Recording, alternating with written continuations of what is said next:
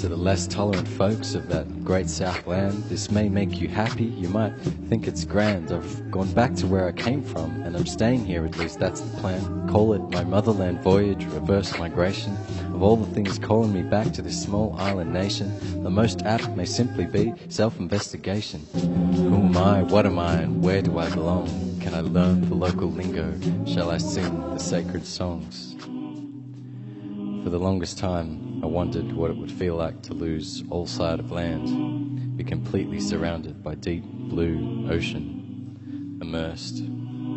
Having nearly drowned as a child, I didn't have the best relationship with the sea, yet there was this determination to travel that way.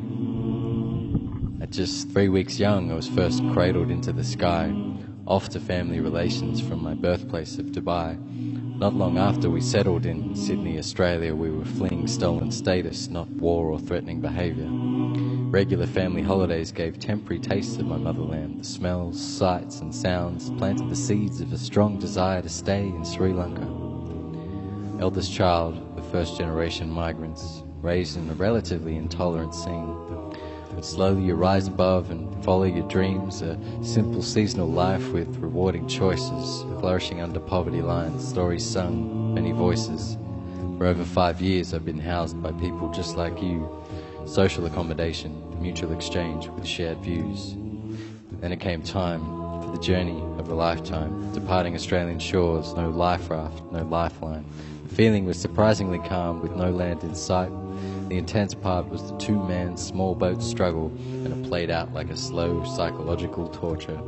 Stuck in that small space for 9 days, running low on fuel and drinking water. An immense challenge I wish not to repeat. Searching overland on my own steam. Could it really be such a mission to realize this dream? Looking for a ride, taking failure in my stride. I had a vision, a calling, and it wasn't about the money. A 6-hour flight will always cost less than 6 months travelling the old way. Although I lived very cheaply on the road, the trip took twice as long as my longest estimate, so my savings were significantly sliced. Eventually, I departed Thailand on sailing vessel Blue Star with a stellar captain and crew. The final passage was dreamy beyond belief.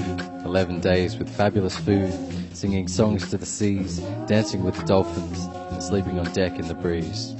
Befriending fishermen and swapping supplies, reading books, writing songs, and sailing into endless skies. In my 3 months here, I've searched, researched, travelled and connected with amazing teachers who can guide me with my classical vocal studies, language lessons and hatha yoga practice.